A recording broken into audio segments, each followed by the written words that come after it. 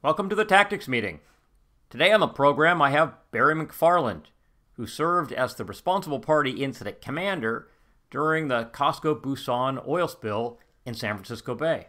He's a good friend of mine, a mentor of mine. We sat next to each other for 100+ days in the on-water recovery group in Houma, Louisiana during Deepwater Horizon. Barry McFarland, welcome to the program. Dan, it's a pleasure, and my feelings for you mirror what you just said about me. So it's great to be on. I just want to make one quick statement. Of course, my appearance here and anything that I say, it has nothing to do with my current employment. This, as you know, the spill happened back in 2007, so it's a little bit removed. But with that said, thanks very much. Barry, this is a great story. I remember when this happened, I was a supervisor with MSRC. I was actually in Anacortes, Washington at a Tesoro tabletop exercise when my boss, Denny Quirk, came up to me and said, "How soon can you be ready to go to San Francisco?" And walked in to the then command post on Fort Mason, the old fire hall there, barely enough space to turn around, and you were there running the show. But the interesting part is really right in the beginning. So where were you when you first got the word that this ship had collided with the Bay Bridge? Yeah, the beginning is always the most interesting, right? So, like you, I was at a tabletop exercise in Ventura, California, and got kind of almost instantaneous calls, both from MSRC, actually from Barry Keevan, who was then the regional response manager for California for MSRC, who had been called by the pilot on board the ship, and then also from at the time, of course, I did work for O'Brien's oil pollution group. And so our command center was in Slidell, Louisiana. They had gotten a call from the ship, made the initial required regulatory notifications, and then called me, which I was the lead West Coast QI at the time. So yeah, like you, I was at a drill with another client, had to step outside and take some phone calls, huddled with a couple folks, both from my team and the MSRC team, on a 55-gallon poly drum, I think, outside of a building with a tear-off piece of post-it note flip chart to start making notes on. So that was how it started for us.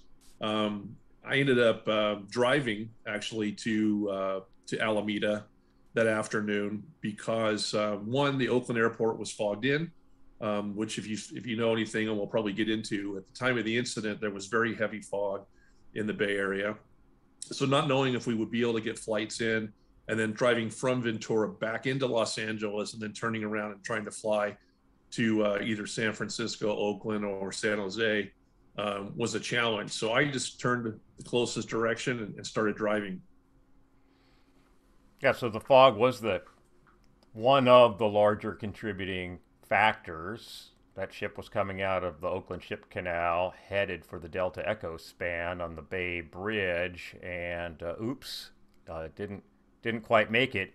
If people are interested in the lead up to the accident, to the collision itself, the National Transportation Safety Board report is well worth downloading and reading. But right after that, we started in what is often a huge problem in oil spill response. I mean, oil spill response is complicated, and it's made more complicated when you don't know how much oil has been spilled or what has really happened. And this is one of those cases where we got some pretty erroneous information up front. What were you told when you first got that call as the QI?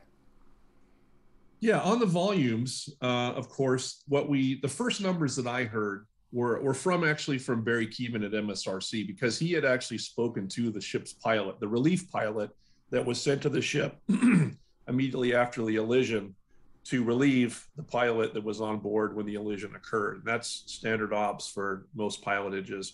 So the arriving pilot came by pilot boat. The ship was at anchor, and what he saw, of course, was this large gash in the side of this huge container ship, which ended up being a little over 200 feet long and I think 10 feet wide. And it did breach 2 bunker tanks and a water tank. But at the time, he didn't see anything flowing out of the gash because, to use the term of the U.S. Coast Guard in their analysis for the Marine Safety Center, when asked how quickly the release happened, I think their formal answer was wicked fast. Was the guy from Maine? Very well could have been, but it was, their answer was, all the oil left the ship almost immediately. As you can imagine, a 200 foot by 10 foot gash that was 8 feet deep into the double hull of the ship. So, or the single hull inside. But yeah, so when the pilot arrived, he didn't see much in the water because of the currents. Obviously, the ship's at anchor. And actually, the ship and the oil went in 2 different directions initially because of the course of the ship and where it was then sent to anchorage and then the prevailing currents at the time. So there was no oil around the vessel. So his guess was 10 barrels, which, folks typically report those kind of numbers, and they've typically never seen oil on the water to speak of to begin with. So that was the initial answer we got was 10 barrels. So at the time, if you rewind it now, at the time, of course, one of our bigger concern was structural integrity of the bridge. How bad could this incident really get? How bad was the bridge damaged? Where was all this fendering floating around? So, regardless of the oil spill, we had a marine casualty that was going to be pretty serious, that would require, our support either way. So the 10 barrel number, of course, ended up to be just someone's wild guess based on no real solid information. And I think that's not atypical of what you have in those first few minutes to hours of a response when you have oil on the water that's immediately dispersed. And people give you wild numbers because they think that's what they have to do. So that was the first number I heard.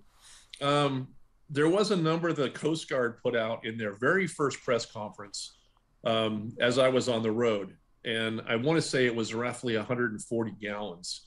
That number, in fact, we can get into it later, came from a misunderstanding with the ship. And I never heard that, in fact, until day 2.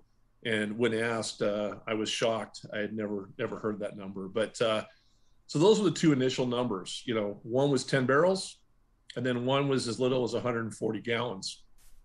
That evening, of course, once the state of California oil spill inspector went on board, he was a former mariner himself, spent a lot of time with the crew and the engineering department, and worked through the language barrier. There was a Chinese national crew on board.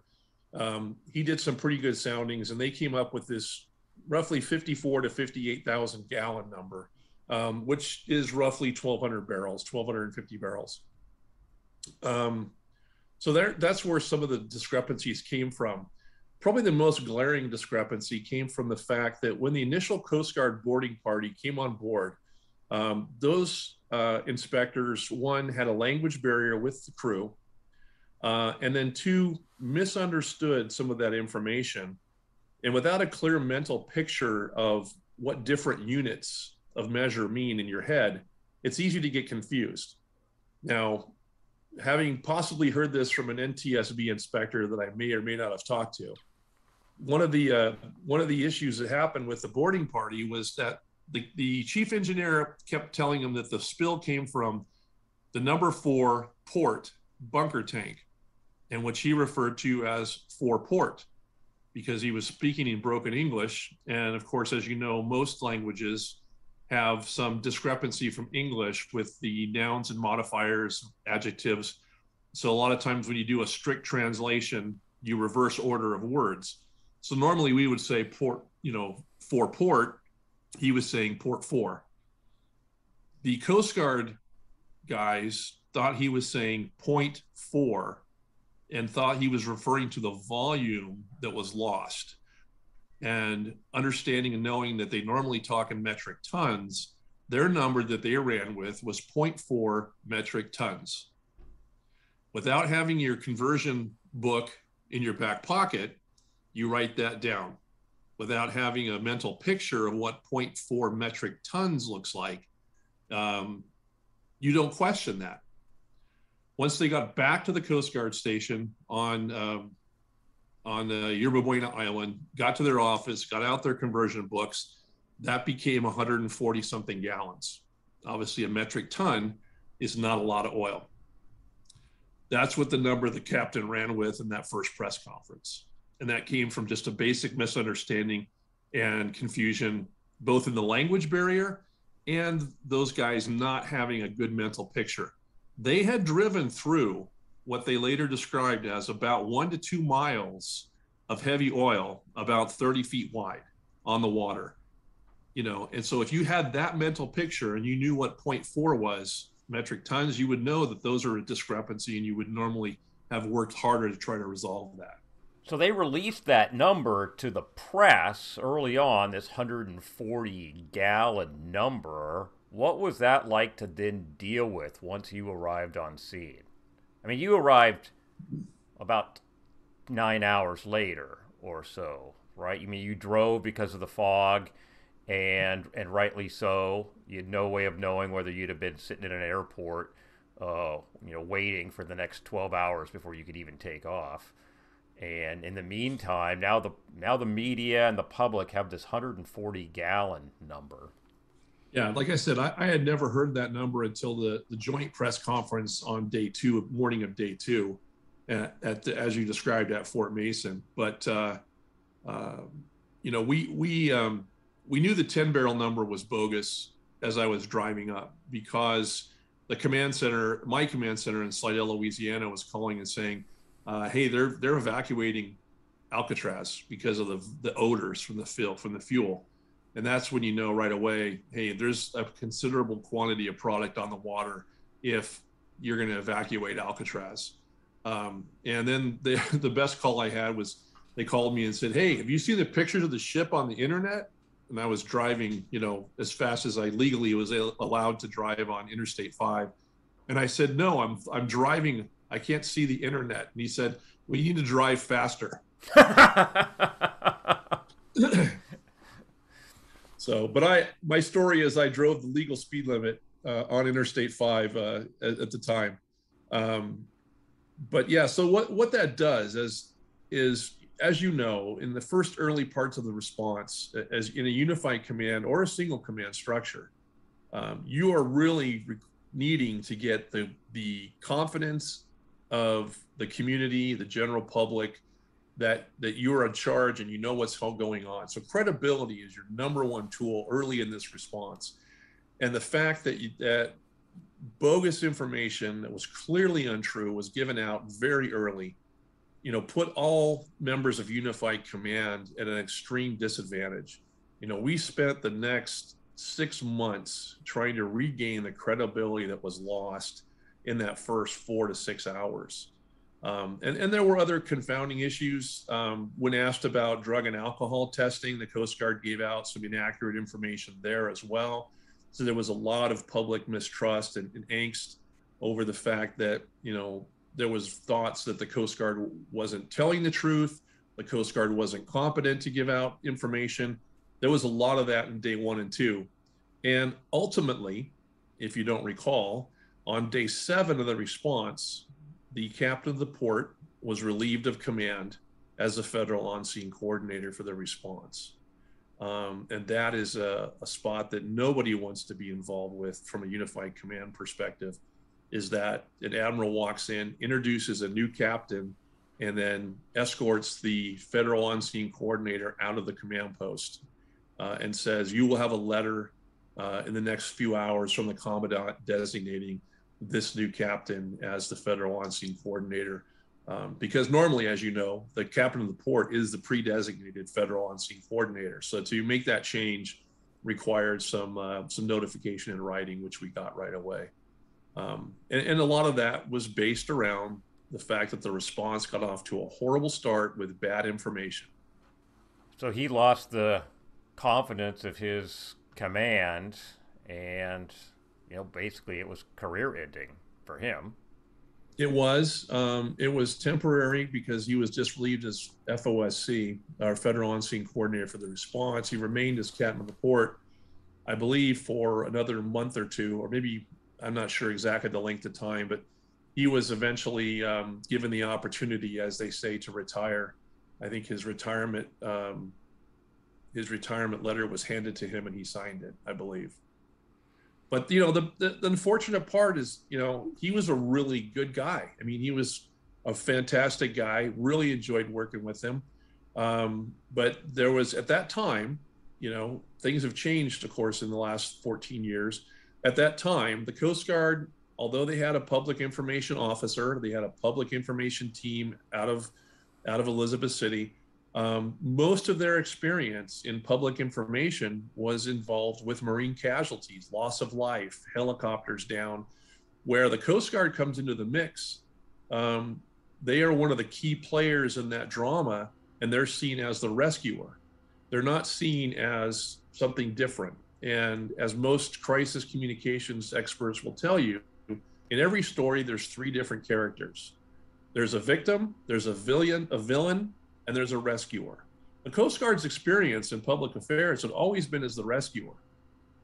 Now suddenly, they were seen as the villain because they moved towards that part of the triangle.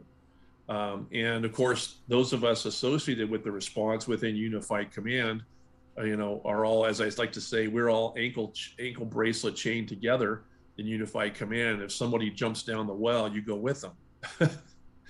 But certainly the Coast Guard has learned a lot, and it's an incredibly different organization today than it was in 2007. But it was hard to convince him that his number one duty was to stand up in front of those microphones and cameras and be the leader of the response, that the technical response would continue with the people in the field, but that, he needed to prepare, we needed to prep for those. He kind of shot from the hip on some of those press conferences because he was very confident in his technical knowledge, which in turn cost him his job. Well, as you've pointed out to me many times, oil spill response is complicated. I mean, there are a lot of moving parts.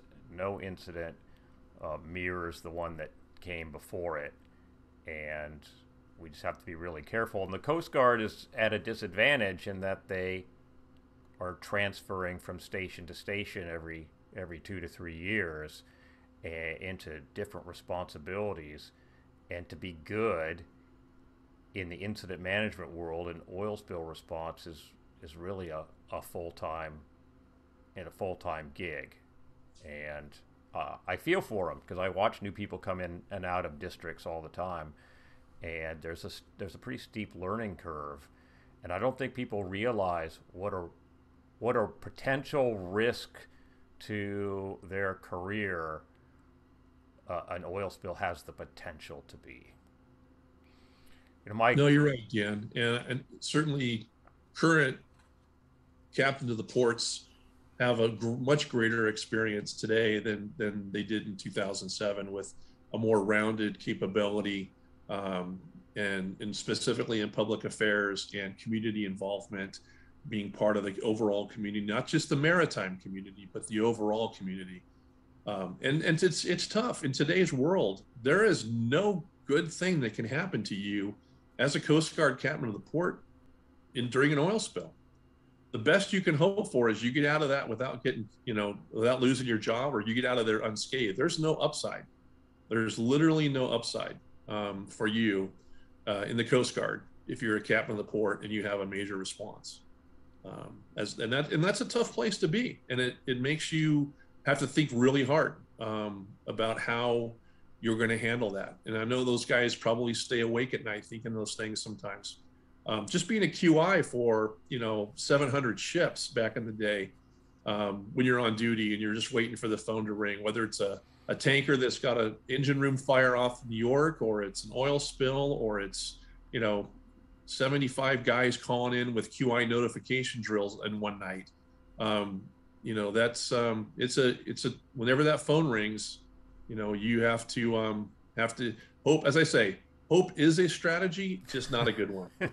No, it's not. It's not a good one. But there were some bright spots to the Koska Busan response, and the recovery rates for the Osros was one of them. In spite of this initial low spill volume estimate, the Osros really performed very well, in spite of the fact that it was really foggy, and they couldn't go full speed to get out there. You were in contact with both NRCES and MSRC as that was going.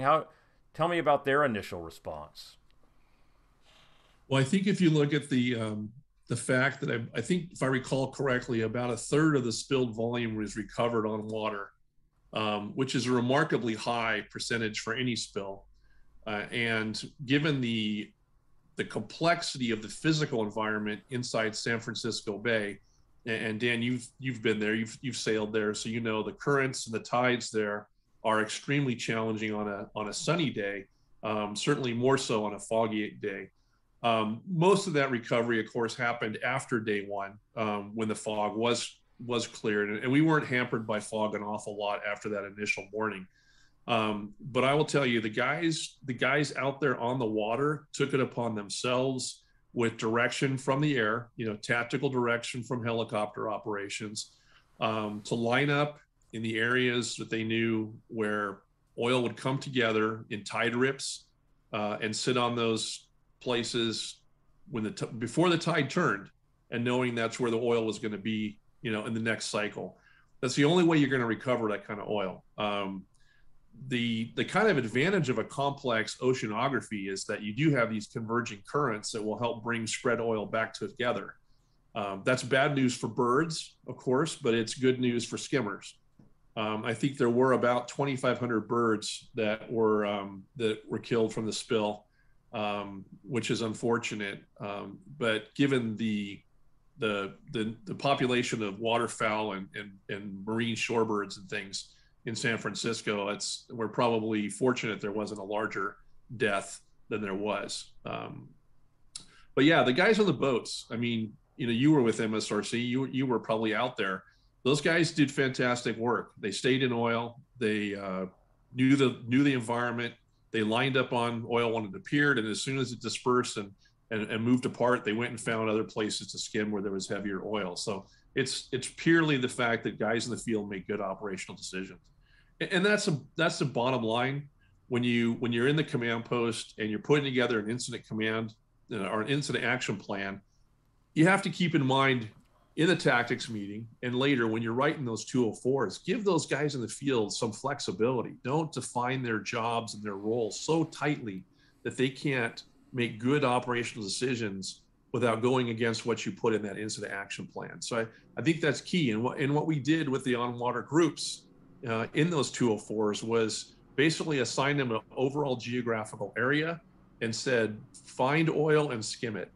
We didn't tell them where, we didn't tell them at what speed, we didn't tell them what kind of skimmers.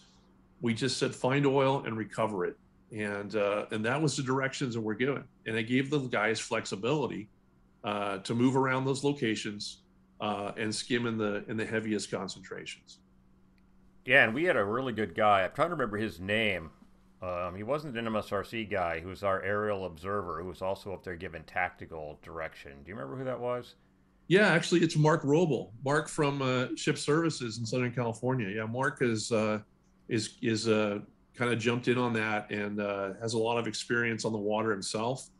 So it's good to have a person who is a maritime person in the air, and knows and looks at currents a lot. So Mark was giving great direction to those guys. Yeah, it made a huge difference. And those big Marco Belt skimmers, man, they were in the oil they love. They were in that heavier oil, and they really did a great job. Some of the crews were joking that they loaded those cargo tanks up so high that the oil was actually in a hump coming out through the top of the tank. I mean, they literally couldn't get any more without it flowing onto the deck. They had so much oil. Yeah, and like after day 4 and 5, I think you could have picked up oil with pitchforks. It was that kind of consistency. The other issue in Casca Busan that is actually really interesting was the issue of volunteers. I mean, this is maybe the most interesting response issue because correct me if I'm wrong, but I believe that the area plan said, nope, not doing it. Under no circumstances are we ever going to use volunteers, period. But Well, that is not what it turned out to be.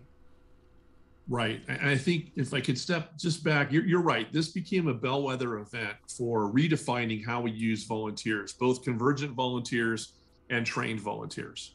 So yes, there were volunteers used during Casca Busan under both of those categories.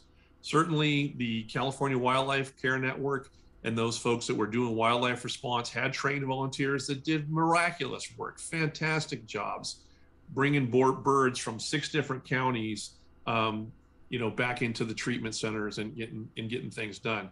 But the real issue was these convergent volunteers. And you're right, the area contingency plan at the time said that you will not use volunteers for recovery of oil on shorelines.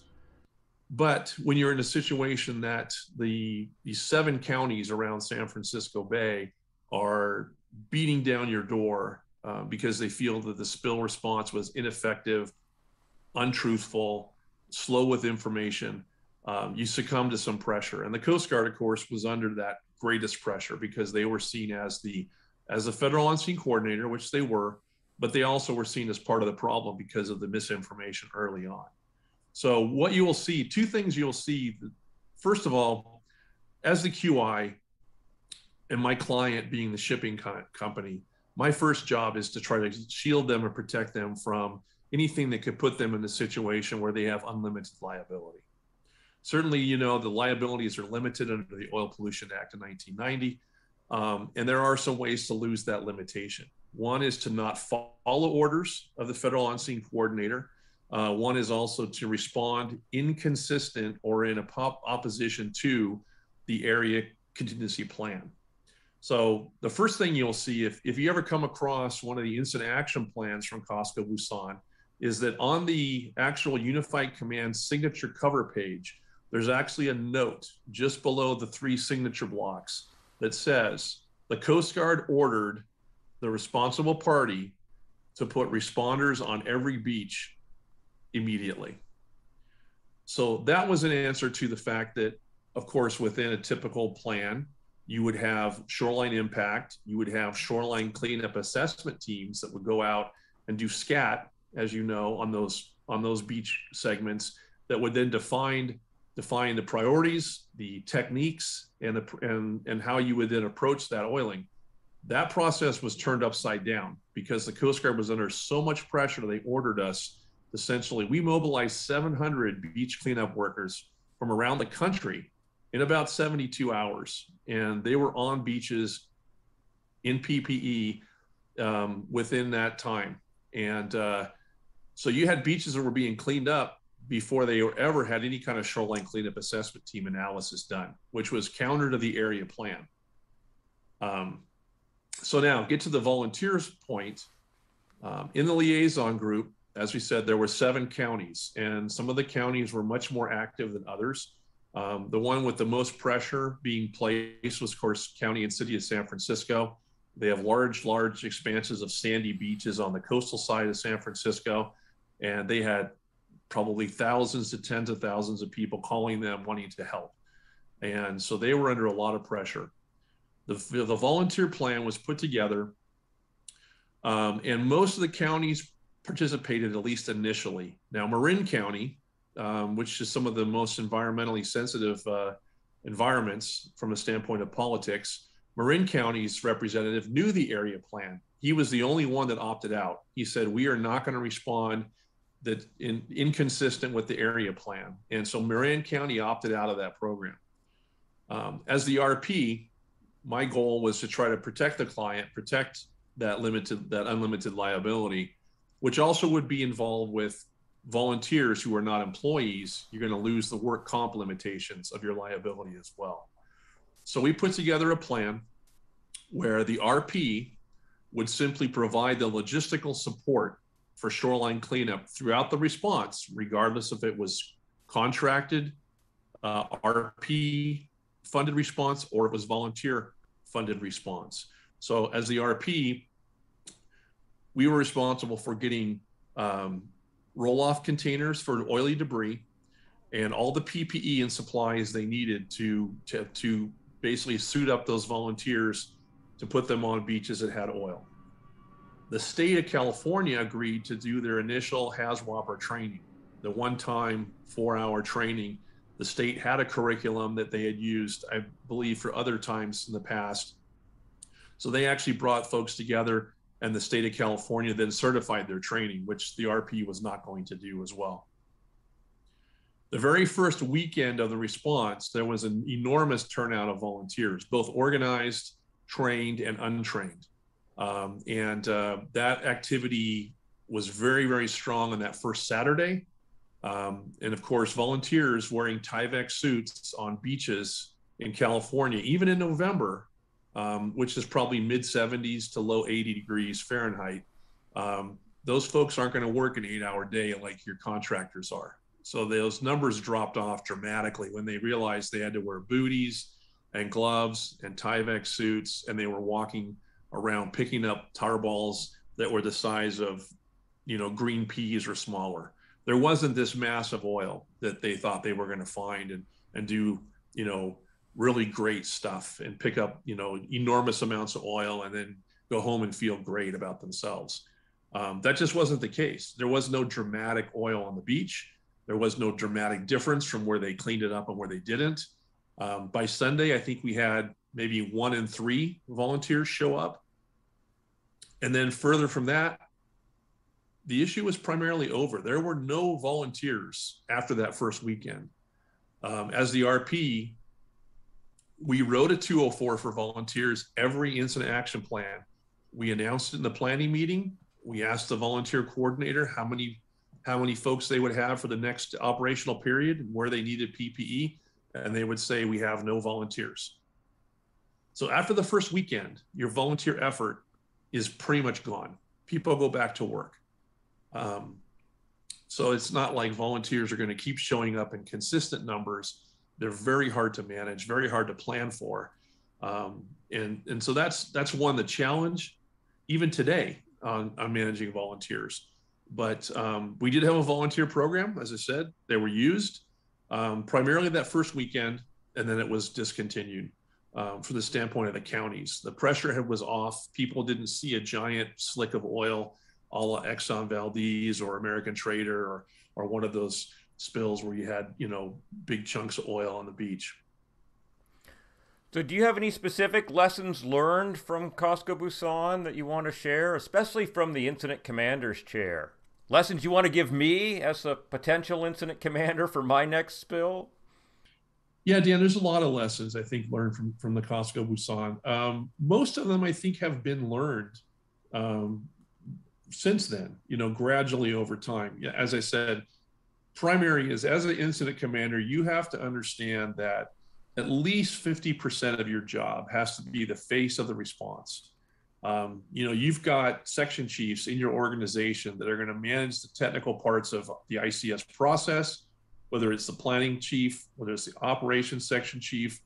Your job is to ensure that the unified command is a functioning triad or larger of conflicting responsible individuals that have different priorities and conflicts potentially, to manage that group as a unified command and try to make sure that you put a consistent face forward and a consistent message of transparency and truth out to the public.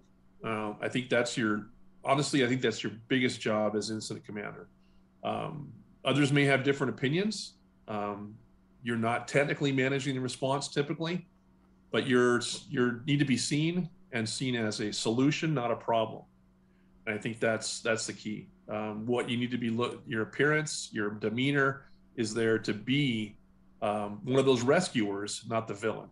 You have to be able to make the villain the oil and move yourself as a responsible party and the incident commander more towards the rescuer part of that story. How much leeway do you give your public information officer to tell that story versus how much do they need to come to you for permission to speak? Well, technically, any information must be approved by Unified Command. That's the technicalities of incident command system. But I mean, the PIO needs to understand and come to you with messaging. But I think if you make sure that you have information that is factually true, that the PIO is able to give out answers to that information or questions surrounding that information that is known and agreed upon as factually true. But the PIO cannot, freelance, as you would think, and try to answer questions they don't really have answers to. And they have to understand that I don't know is a perfectly valid answer. Now, to get to it, you're going to have to determine what's the experience level of your PIO. If you've got someone who's got 20 years experience in managing crises and or oil spill response, that is a experienced PIO, I would give them a lot of leeway.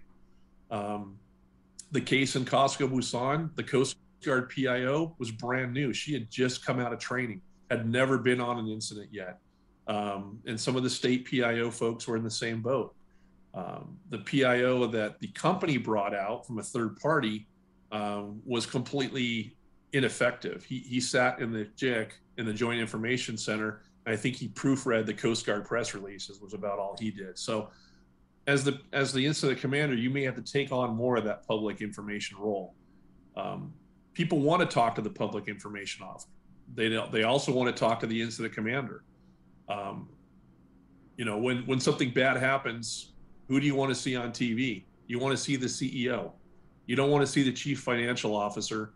You don't want to see the operations manager. You want to see the CEO, and the CEO has to speak for the company. And so again, yeah, give your PIO some leeway based on their experience, but make sure you know what their experience is. I will add too, Dan, that a lot of these folks learned a lot in Costco Busan. What you don't hear about is the spill that happened exactly 2 years later from a ship in San Francisco Bay. Didn't hit a bridge, but resulted in a spill into San Francisco Bay. About 2-year anniversary of Costco Busan, which was handled a lot differently. And so people really have never heard of that spill. And a lot of the reason is because the lessons that were learned 2 years prior were still fresh in most of all those people's minds. Well, it made a big splash too. Didn't Congress open a hearings at the Presidio on like day 6 or day 7? I remember Gavin Newsom was the mayor of San Francisco at the time, and I remember listening to testimony that he was giving, and he was, they had just gone through several years of emergency management planning, all hazard planning, based on lessons coming out of 9/11, and to find that they really didn't have any idea what was going on in the oil spill world, that had really taken them by surprise. But it can't have helped that you were under that kind of scrutiny that early on in the response. Yeah, that's an issue I think we're going to continue to have, Dan, because if you look at the emergency response framework within the country for everything but oil spills, you will see the consistency there is that everything flows under the Stafford Act and under coordination by counties. And in those responses, counties are the lead until they get state support, and the states are the lead until they get federal support. It's really upside down compared to the way priorities and control is in a unified command for an oil spill, where we consider the federal on-scene coordinator typically, certainly not. They used to say 51% of the vote. Not true. Everyone in that organization's got 33%. But the counties that aren't involved in the area planning process don't understand the difference between a Stafford Act-led response and an Open 90 oil spill. And they are often surprised that they're not in charge, and or they continue to try to be in charge when they don't have information. They don't know what the area plan says. They don't know how the interactions and the group comes together, nor do they have the technical experience to really provide much more than logistical support. So I think that's going to be an ongoing problem, except in areas where a very strong state agency may encourage county level participation in the area plan. I still don't see a lot of that.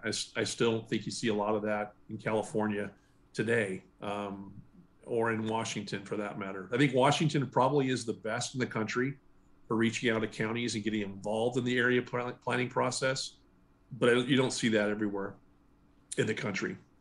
Like I said, it's been quite a while ago, so sometimes folks don't think those lessons really apply to today's world, and in some ways they're probably a little bit matured. Certainly post Deepwater Horizon, I think everyone understands the value of public communication as a key driver. But I think it's always nice to go back and look at incidents that happened in the past. There are lessons for people to learn from those, and I think you're right. I think if people are interested, the NTSB report is actually very good. And there's also a federal on-scene coordinators report out there somewhere on the internet probably. But the NTSB report is really, really good. And I'll leave you with one final thing too, as the incident commander, is that also understand too, when you have conflicting duties in response to a federal investigation, and in addition to your response role, in addition to leading the cleanup, those are other areas where you need to make sure that you've got support from either legal counsel or others to deal with that. Certainly during Costco Busan, we had U.S. attorneys in the command posts. We had JAG attorneys from the Coast Guard. On top of that, we also had, of course, Arnold Schwarzenegger was the governor of California. As you said, Gavin Newsom was the mayor of San Francisco. Nancy Pelosi, Barbara Boxer, Barbara Feinstein was the head of the Commerce Committee, I think, that funds the Coast Guard. So, she was in the command post. So those high-level interactions are important. And then the NTSB investigation, understanding how to operate within a federal investigation of regards to client privilege, security in the command post. People in your command post need to understand that they can talk freely. We had to implement a two-stage security system in the command post in Costco Busan to try to keep out attorneys who were just wandering around trying to take notes on what people said. As you know, your incident action plan is your legal document. And you'll know as well as anyone, there's a lot of paperwork and discussions and notes that fly around an incident command post that are not in the incident action plan. And the likelihood of finding conflict or things that would be legally damaging is probably pretty high if you let a bunch of attorneys run free through the command post. So respond to make sure that you limit those problems, make sure your team can talk freely and write things freely without the possibility of self-incrimination, is probably the other piece from an investigative standpoint. And you will be subpoenaed, you will have depositions, and you probably will end up in an NTSB hearing in Washington, D.C. You're sure about that? Well, I think it's happened to me, so it may happen to you. So. Yeah, Roger that. Now you're scaring me. I'm gonna go look for a job at McDonald's now. This is no. It's having good legal support is important. And if there is an investigation like that opens up, having legal support that understands criminal versus civil liabilities is also a key. If you look back at the NTSB report, you will see that the pilot was convicted. He did serve time. He was federally convicted criminally. And the statute that they love to use for that is the Migratory Waterfowl Act, which has criminal penalties for the killing of migratory waterfowl. So he was convicted and served time for that as well. Because remember, the lawyers that show up may represent the RP. They may represent the insurance company. The P&I club is going to bring a legal representation. Those people work for the RP. Those people work for the insurance policy. They don't work for you as the incident or protect you as the incident commander in your organization. So it's oftentimes important to make sure that you get up front the designation that if there is a need for legal counsel, that you get the RP to agree that the organization as WSMIC has their own legal representation. Well, that's it. Thank you for joining us for the tactics meeting, and thank you to Barry McFarland for taking the time out of his schedule to talk to us about his experiences as incident commander on the COSCU Busan oil spill. If you have ideas for the show or would like to be a guest, you can email us. The email address is podcast@thetacticsmeeting.online. Until next time, stay safe.